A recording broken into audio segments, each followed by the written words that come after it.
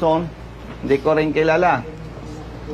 Nabanggit ko yan to inform everybody na wala tayong personal issue dito. Brothers, for your information, may kasama akong lawyers from PAW. Para, siyempre, ayan ay naisampa na ang kaso according to your chief. At yan naman, kahit hindi pa naisampa ang kaso, hindi ako pupunta para arborin o hingiin ang kaso. And as SOP, napakaganda ng ating government, mayroong in-establish na Public Attorney's Office. Kasi alam natin, marami sa ating mga kababayan walang kakayahang kumuha ng sariling abogado. At yung kasama ko, si Colonel Banastaw, siya ang Provincial Chief ng Internal Affairs Service dito sa Quezon Province. At ang mandato naman niya, alam natin, kung may mali sa trabaho ng pulis, sila mag-iimbestiga at sila magre-rekomenda ng kaukulang administrative sanction or punishments against police officers involved. So, nandito tayo, hindi para ako ay mag-imbestiga. Gusto ko lang initially malaman yung aligasyon ng arrested person. Taga saan ka? Santa Rosa, Laguna. Ikaw ay delivery rider. Lalamove po. Lalamove. Yung item, ano yung item? Ibon po. Ibon. Anong klaseng ibon? Martinez. Martinez. Kung Martinez yung item, anong batas ang nilabag? Republic Act 9147. 9147. Wildlife Act natin. Wildlife Act. Kung akong umorder ng ibon, nag-booking ako. Tama. Ibig sabihin, kung akong umorder, hindi mo ako kilala. Hindi po. Parang nakatambay kang ganon somewhere. Oops, may nag-booking. Opo. Tama po. Inaccept mo. Tama po.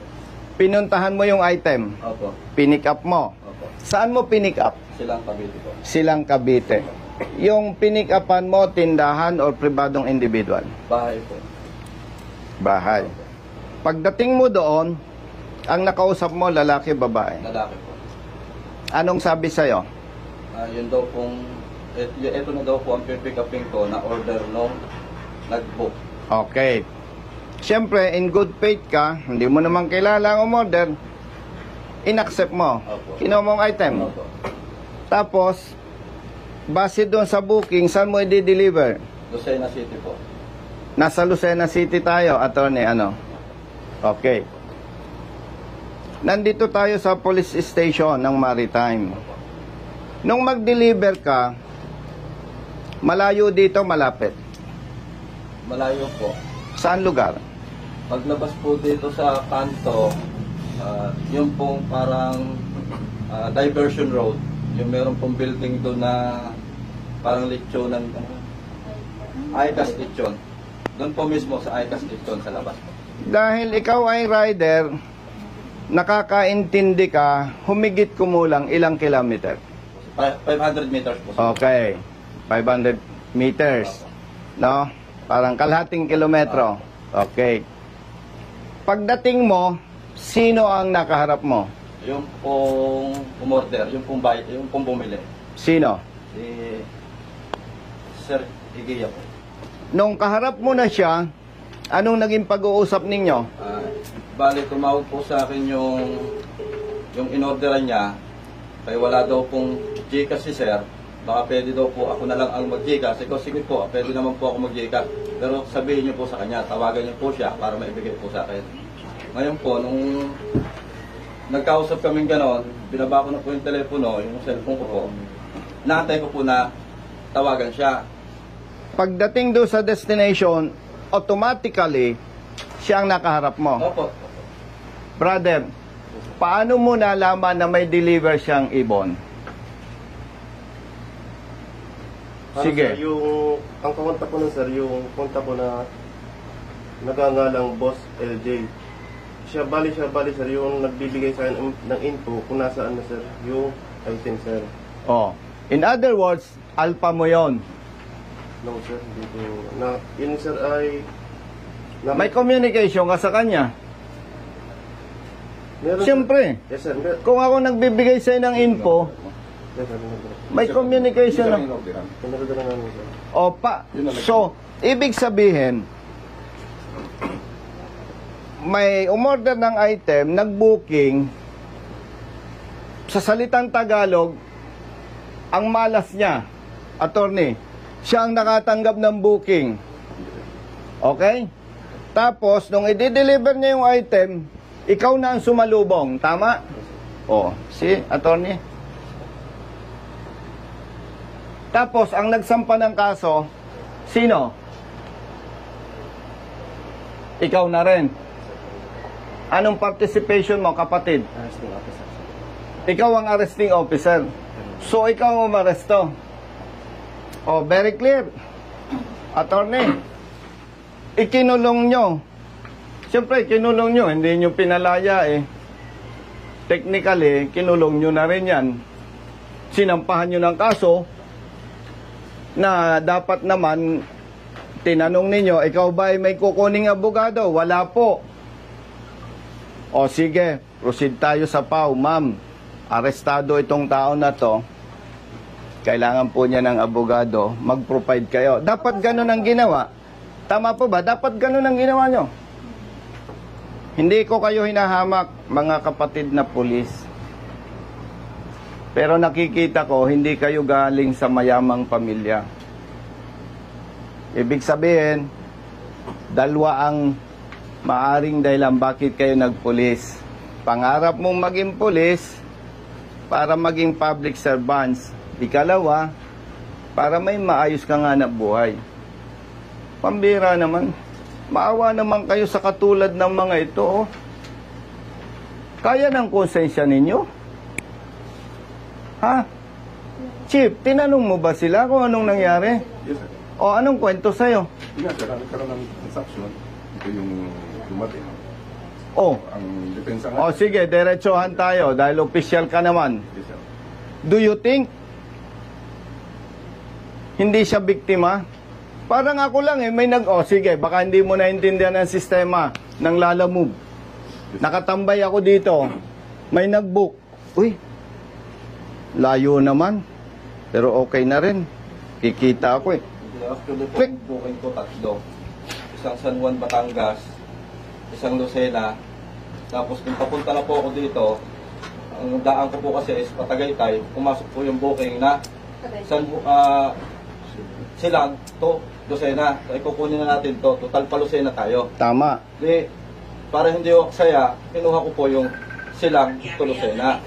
Di ba sa system ng Lalamove, Opo, may booking yan? opo, Pinadala mo sa office yung kopya, no? Opo. Yung screenshot. opo, pinipicture po yan. And at the same time,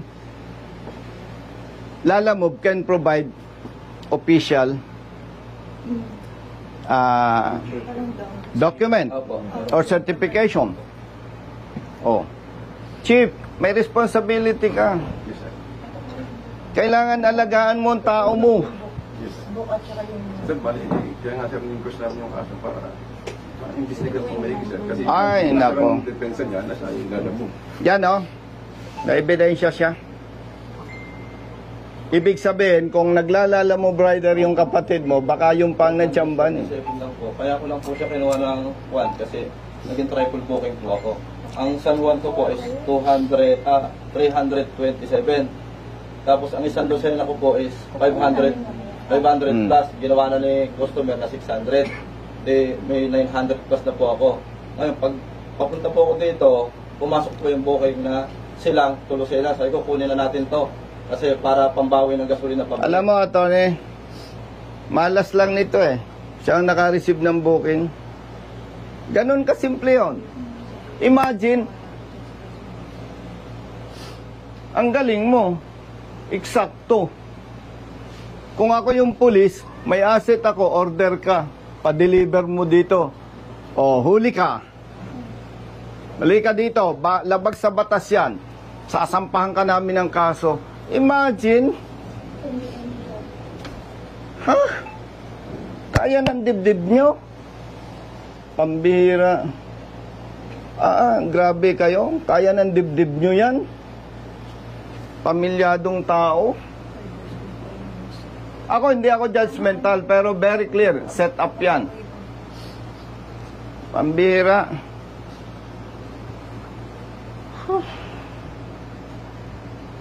Grabe kayo. Buti nakakatulog pa kayo. May pamilya ka?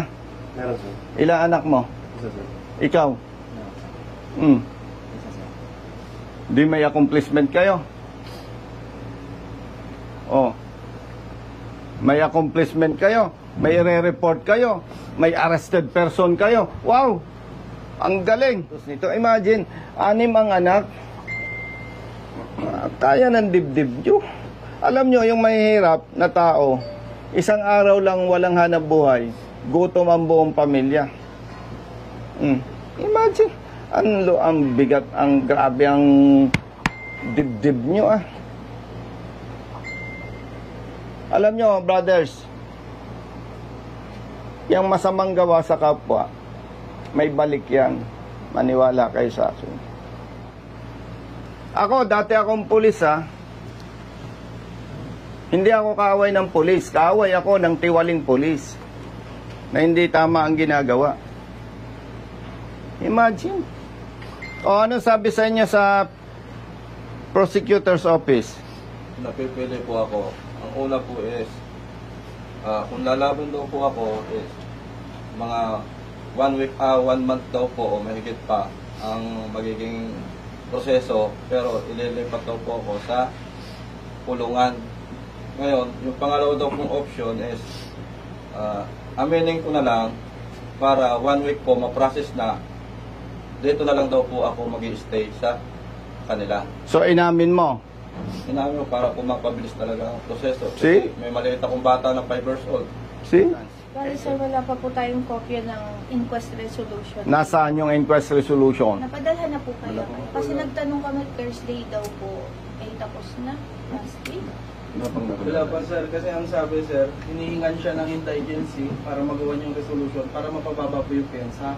Kaso nga lang po, nung dumating na yung indigency, late na po. Holiday na Tapos po. nag-holiday po ng Friday sir. Maniwala kayo sa akin.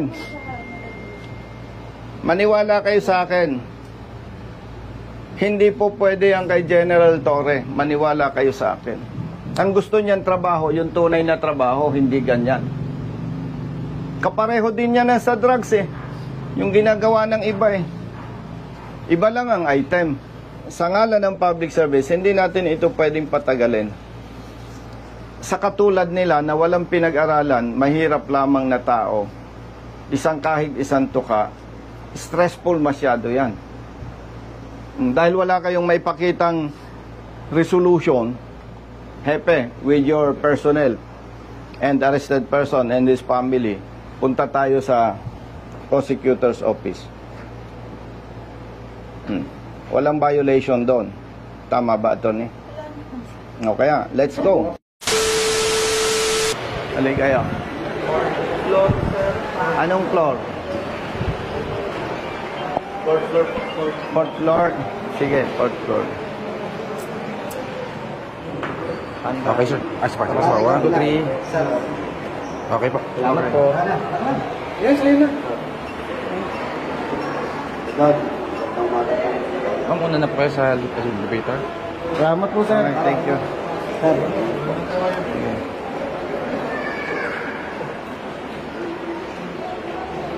Thank you po. Thank you. Attorney. Sige po. But ladies first. Ladies first. Ito, dalawa naman po. Dito tayo.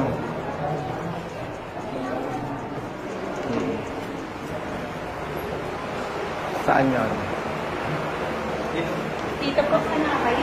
Dito.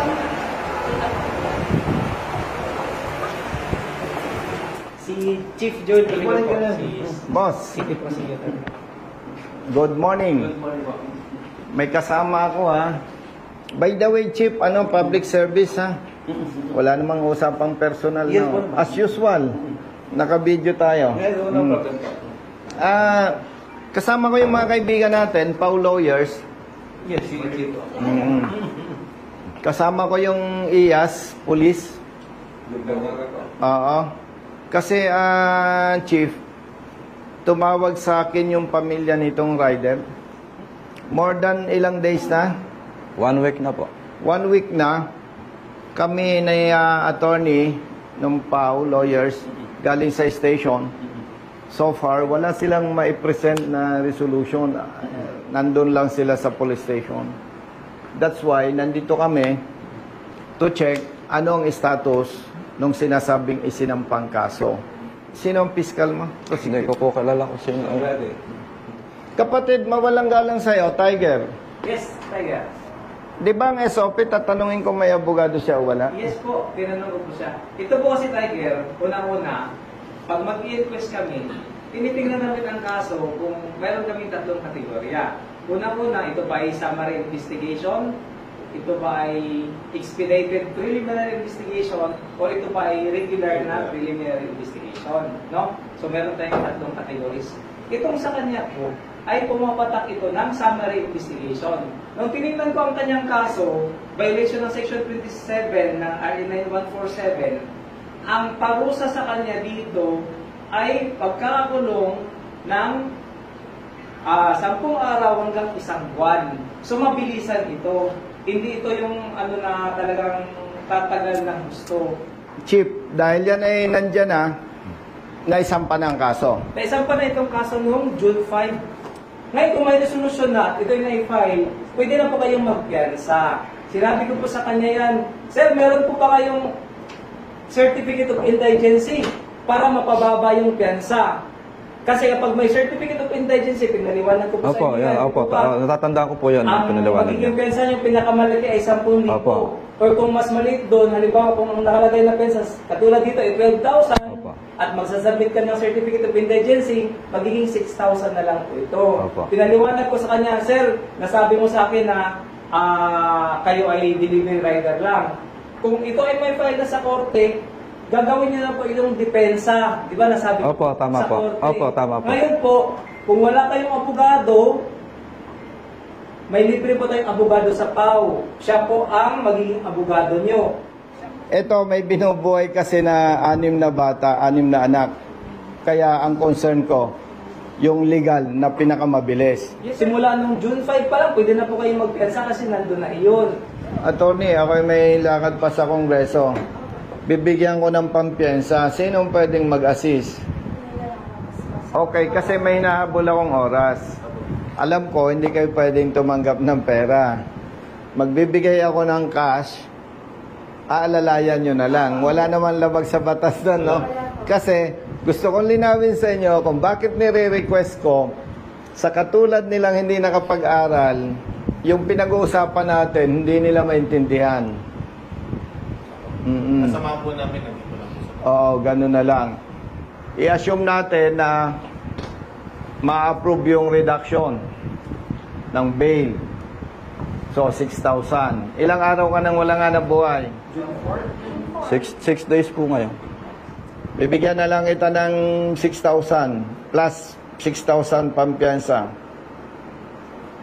Di 12,000. Dagdagan ko ng 3,000. Di 15,000. Brother Matt, bigyan mo ng 15,000 yan. Ay, kung yun nga pala po tungkol sa motor ko na kuha, ano po pwedeng ikuha doon para ma-release din po? Attorney, yung motor niya, hindi pa marirelease yun. May motion to release po, kailangan request po yun, na motion to release motor vehicle. May mga proseso din po nun. Oo nga, may proseso yun, pero gaano katagal yun? Sila, i-assist din po ng abogado na handling lawyer. Kayo na mag-assist. Kasi nasa court pa rin po. Kailangan po namin ng certificate na na-impound sa kanila. Tapos po ay mga ORCR, picture po. Kagagawa pa po ng affidavit. Sa iba na Ano ba yung Hindi po. Kapag 12,000 yung bail, halimbawa, hindi na-approve, sabihan mo ako sa office. Sige po. O, Mrs. Awak mo. Maraming Senator salamat na yung po. mag-assist sa inyo. And Iyas, ang gusto ko mag-cooperate kayo. Hindi ko kayo inoobliga. Ang hinihiling ko sa inyo, mag-cooperate kayo. Magbigay kayo ng statement sa Iyas Opo. para maimbestigahan. Opo. At kung may makita sila na mali na trabaho ng pulis, Opo. mabigyan ng administrative sanction. Opo, Kong. Okay? Opo, Kong. Umaasa tayo na sa tulong ng mga PAW lawyers, ma-release agad yung motorsiklo. Opo. Kasi yung po panghanap buhay ko. Okay? Kong. Kapag hindi pa marirelease yung motorsiklo nyo, pinaka-the best, umuwi na muna kayo. Tawagan lang tayo. Pwede rin akong makipag-coordinate kay attorney para hindi sayang yung oras nyo. Alam ko, nakaka-stress yung nag-i-stay kayo sa police station. Sobra po. Dahil masakit sa inyo yung dinanas ninyo. Stressful masyado yon. Malinaw sa'yo? Opo. Ngayon, habang wala kang motorsiklo, di wala kang hanap buhay. Sagot ko yung wala mong sweldo. Salamat po, Kong. Basta ang gusto ko lang, sa ngalan ng batas, mag-cooperate ka. Sige po. Okay? Opo. Ganun lang kasimple yun. Walang personalan, no? Ang request ko lang sa PAW, pare-pareho naman tayong Pilipino, hindi naman tayo magkakaaway, pero pag may nakita kayong mali, ang request ko lang, sampahan nyo ng kaso kung kinakailangan. Tama ba? Lagi po kami ganun. Oo, kasi ang interest lang natin dito, yung mali, may tama. Para kung may mali, wag nang maulit na may nasasakripisyo. At sa parte ng administrative naman, may Iyas. Ang interest lang natin dito, kung makita na may pagkakamali ang pulis, mapatawan ng kaukulang parusa para huwag nang maulit pa. Oo, so yon. Salamat sa mga PAW lawyers and Tiger. Chief, salamat. Thank you very much, bro. Nice Oo. meeting you. Salamat, Tiger. Attorney, salamat. Partner? So, tawagan na lang tayo. Tawagan tayo, Natutuwa ako kay Chief Acosta. Tumawag ako kagabi, gabi na talaga. Pero immediately, nag-text sa akin. Tapos nag-usap kami ni Ma'am. Oo. Galing.